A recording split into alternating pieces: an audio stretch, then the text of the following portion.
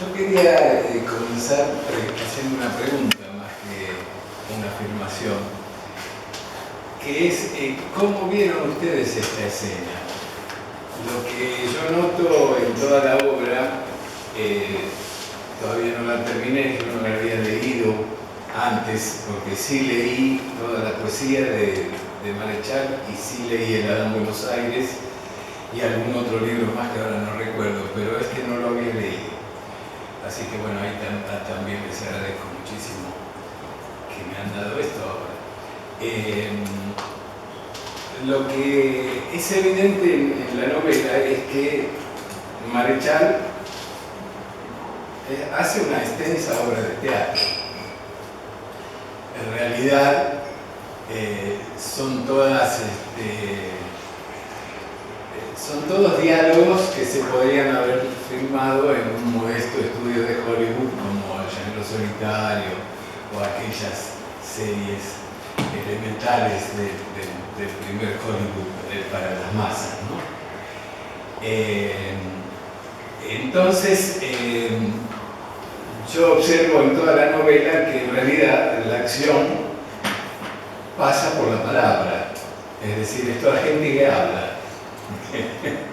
Hay muy poca acción, porque cuando se mueven no cuentan cómo se mueven ni dan mucho fundamento de sus movimientos, sino que simplemente se desplazan hacia otro escenario. Son todos pequeños escenarios donde la gente habla. Entonces, yo leo esta novela más como una obra de teatro que como una novela, pero por supuesto es una novela y también es imprescindible entender que Marechal necesitaba escribir novelas, porque su teatro y su poesía tenía pocos lectores, como todo el teatro y toda la poesía de siempre. Entonces, la novela era una forma popular de acceder a un público mayor. Entonces, yo lo primero que veo en esta obra es que es una extensa obra de teatro con pequeños escenarios que aparecen y desaparecen, y a cada rato Marechal está usando la palabra foro, que es el fondo del escenario, cuando nos dijo que estábamos en un escenario, pero sin embargo no lo dice porque él siempre está viendo un escenario. Entonces, esta es una obra plagada de diálogos que la acción pasa por la palabra. Por supuesto, nada menos que la pluma de Marechal, que tiene una pluma poética para acceder a todos los niveles que le interese acceder, desde lo más escatológico y lo más brutal hasta lo más poético y más cargado de cultura ancestral y de literatura, ¿no? Así que yo lo que les quería preguntar a ustedes, para comenzar a hablar sobre este fragmento, es ¿cómo vieron ustedes o qué les parece que significa a ustedes esta imagen? Porque fíjense que en un baldío hay un resplandor y aparece esta calecita. Pero ¿cómo lo vieron ustedes? Porque esta calecita tiene y no tiene chicos, tiene y no tiene calecitero. Entonces es una calecita donde hay un juicio.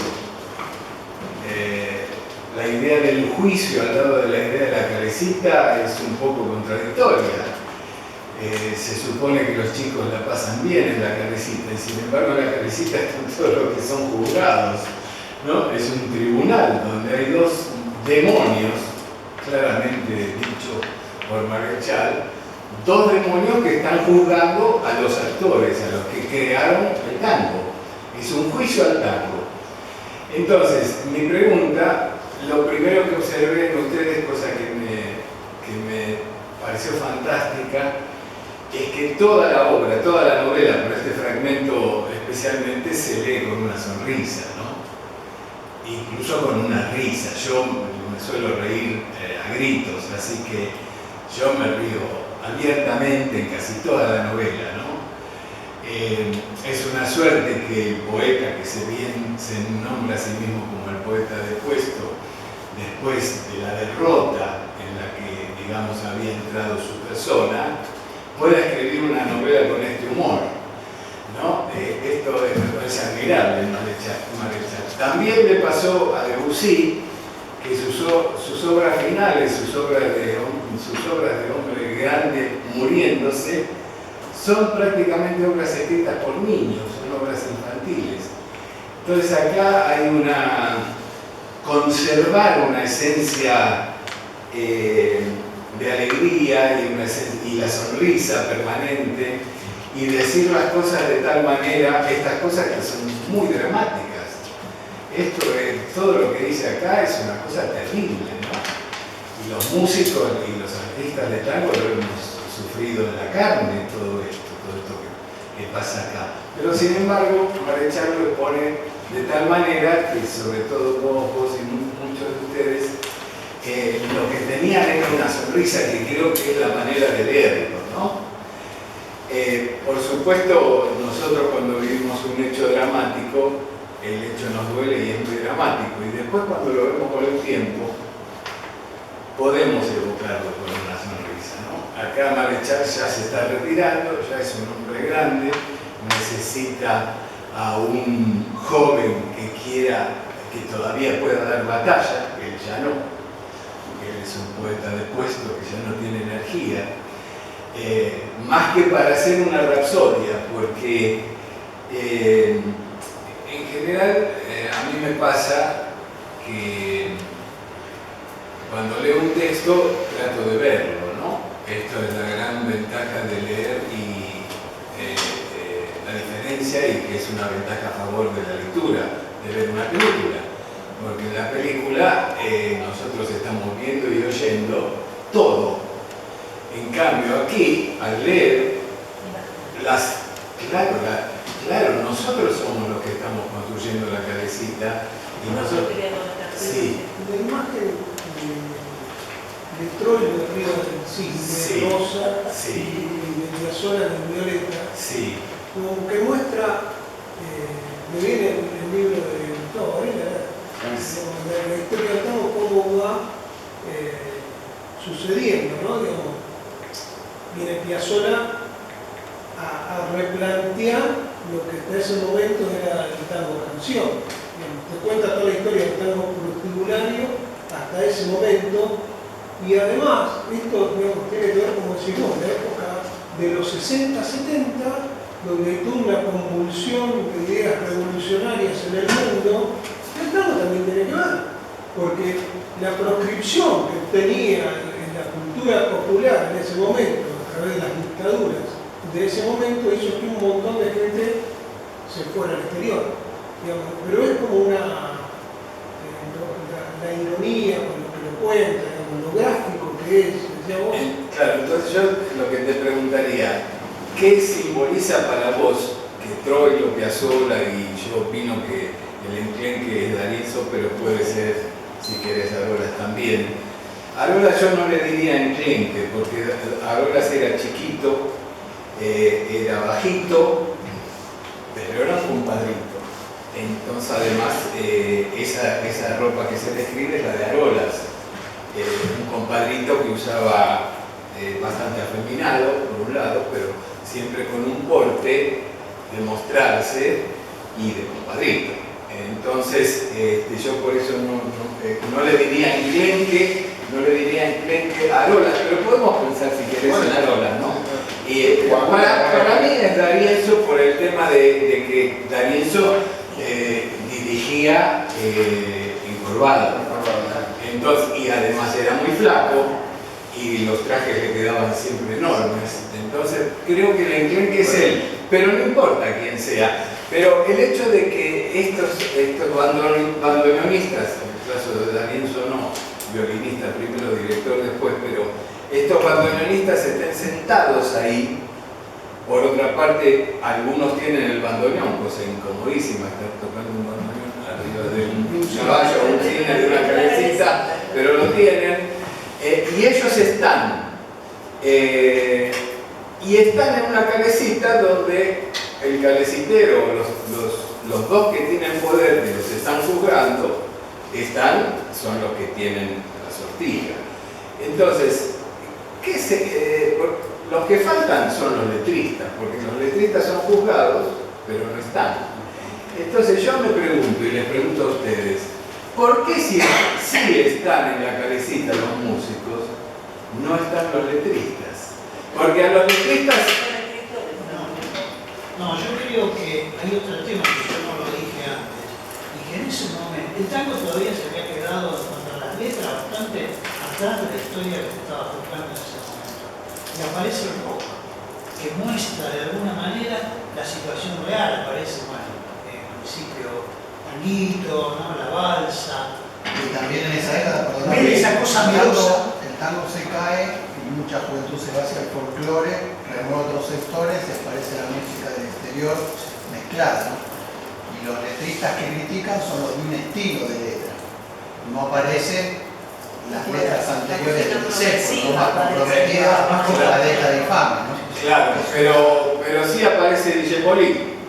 Sí. Aparece Dijepolín. Y Dijepolín está diciendo lo contrario que lo que dicen los dos demonios. Por eso, Es una posibilidad infinita. Entonces, ¿cómo? ¿Muere el tango? ¿Está muerto o es una posibilidad infinita? Bueno, esto ya sería la interpretación que yo les quiero dar mía como músico de tango, en el detalle de lo que se habla del tango. Pero yo quiero ver el simbolismo que leyeron ustedes.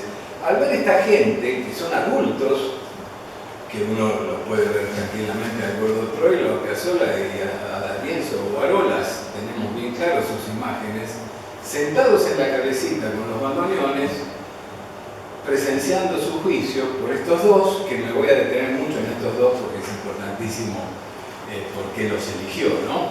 Pero, ¿cómo lo ven ustedes esto desde el punto de vista simbólico?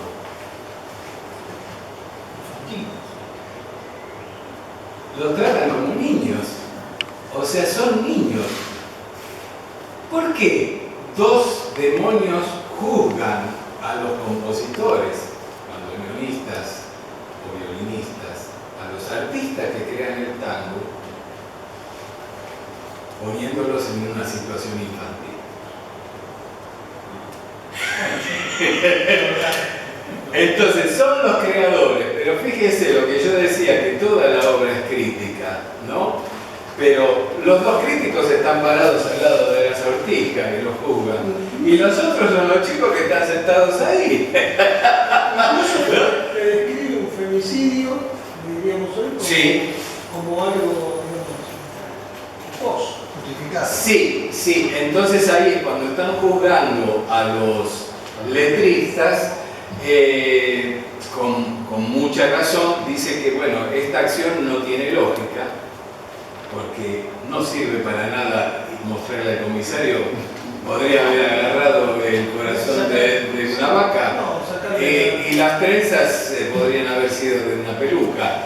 Entonces, ¿por qué no le sacó una foto? Lo dice claramente, ¿no? Para decirle al comisario, mire, estos dos los maté yo, acá estoy yo con el puñal, bueno, o con lo que sea, ¿no? Entonces, realmente como prueba no sirve.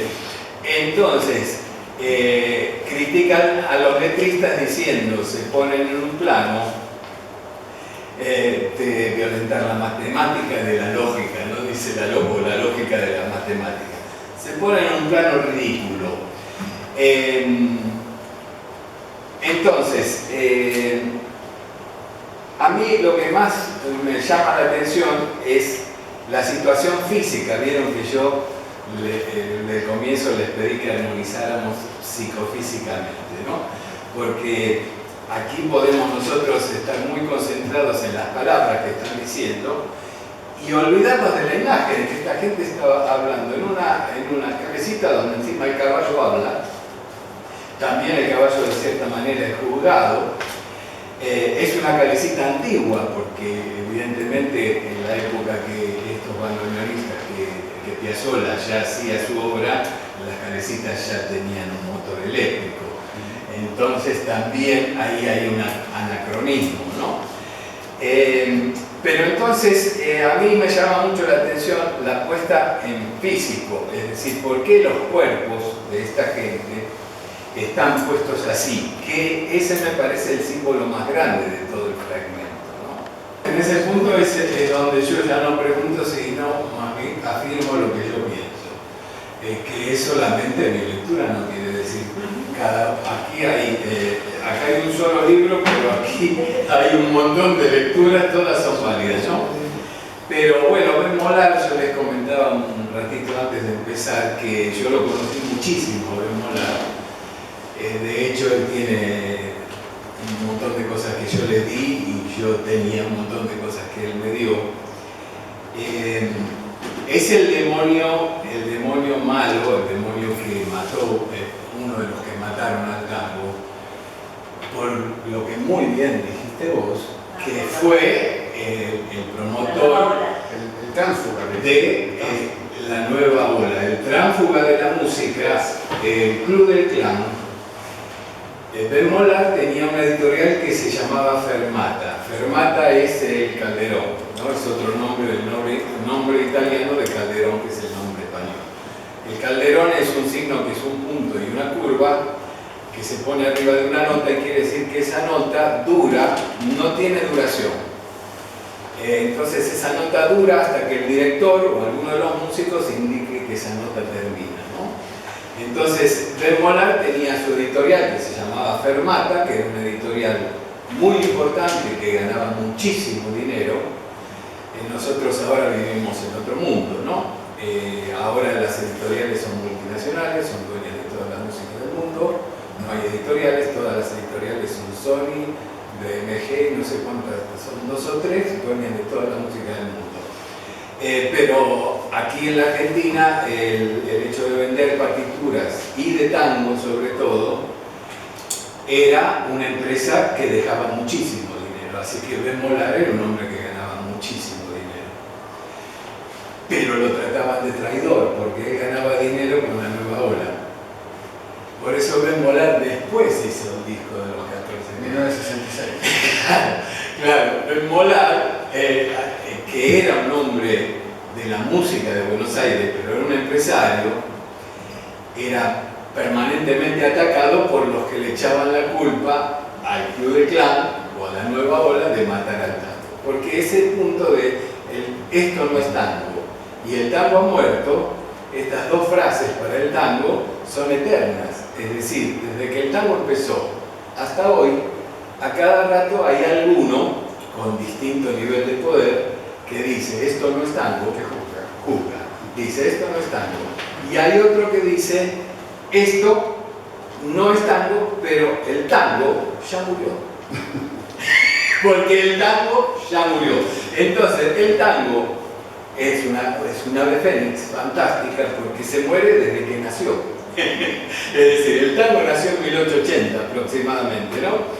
En 1913 ya había un hombre que firmó con seudónimo, no se animó a poner su verdadero nombre, firmó con el seudónimo de Viejo Tanguero en la prensa, una nota muy grande a doble página, que la prensa era un diario así gigantesco, imagínense lo que era doble página de la prensa, 1913, este hombre dijo, lo que están haciendo los jóvenes de hoy no es tango. Pero ¿a quién nombraba en 1913? ¿A quién nombraba? Es decir, ¿cómo puede ser que el tango había nacido en 1880 y en 1913 ya había un tipo que se animaba a publicar en el diario más importante, uno de los más leídos en Buenos Aires, a publicar una nota diciendo lo que están haciendo los jóvenes no es tango? Yo lo digo porque yo lo viví cuando en la época del rock se le echaba la culpa al rock de haber matado al tango, pero en 1913 este hombre no dice quién lo había matado, pero ya dice esto que hacen los jóvenes no es tango, el tango es el otro. Y los jóvenes eran Arolas, Bardi, Greco, Bernstein, todos los maestros, bandoneonistas y directores de orquesta que estaban en ese momento en auge, que estaban haciendo el tango, pero sí es cierto que eran muy jóvenes. Este es el problema. Usted ya está informado. Entonces, ¿qué es el tango? Al tango no se lo puede definir como una cosa quieta, porque es una cosa que se mueve, como la calecita. Entonces, yo para definir el tango tengo que decir, cuando vos me preguntás del tango de qué época querés saber? Porque en este año eran así, en este año eran así y en este año son así. Entonces, las personas, los críticos sobre todo, acá son los dos demonios, pero el hombre aquel que en la prensa escribió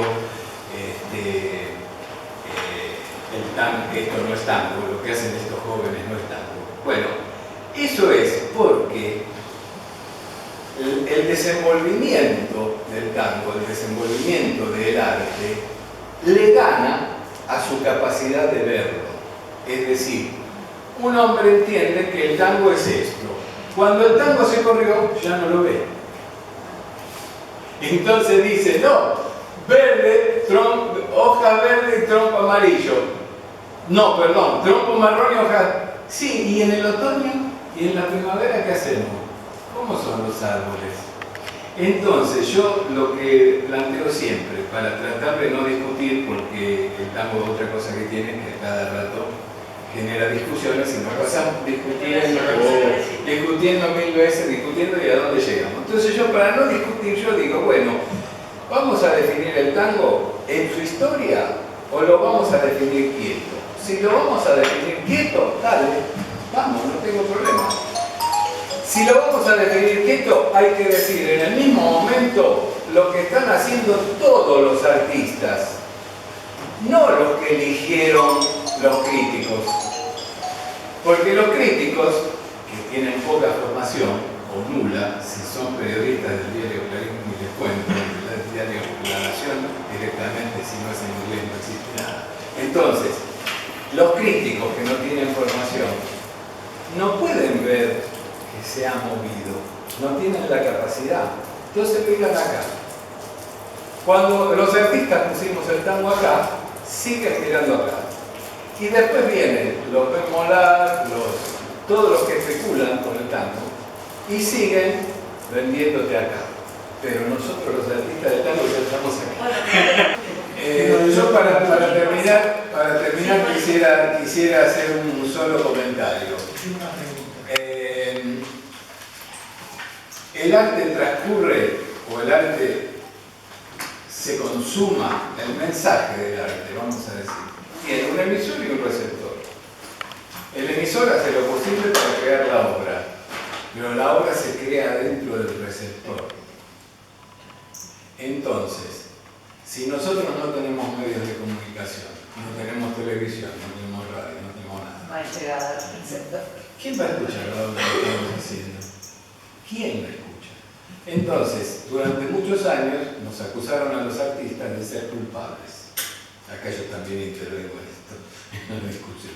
De ser culpables de haber matado al tango. Por ejemplo, a Piazzolla, que el propio Marechal también tiene una postura bastante conservadora al decir: siéntate en el umbral de tu casa y verás pasar el cadáver de la estética actual. Lo dice al comienzo, ¿no? Lo dice claro. Entonces, esto es evidente porque cuando nos ponemos viejos, dejamos de tener la suficiente sensibilidad, la suficiente capacidad y la suficiente instrucción para comprender cómo se ha movido el arte y para decir: no, esto no es arte, el arte era el de mi época.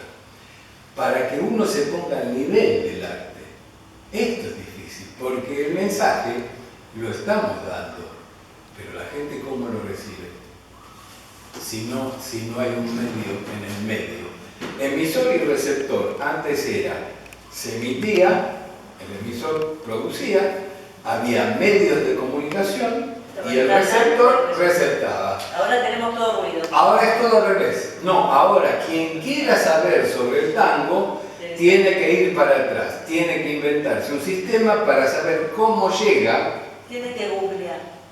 Sí, tiene que googlear. El tango está vivo en internet.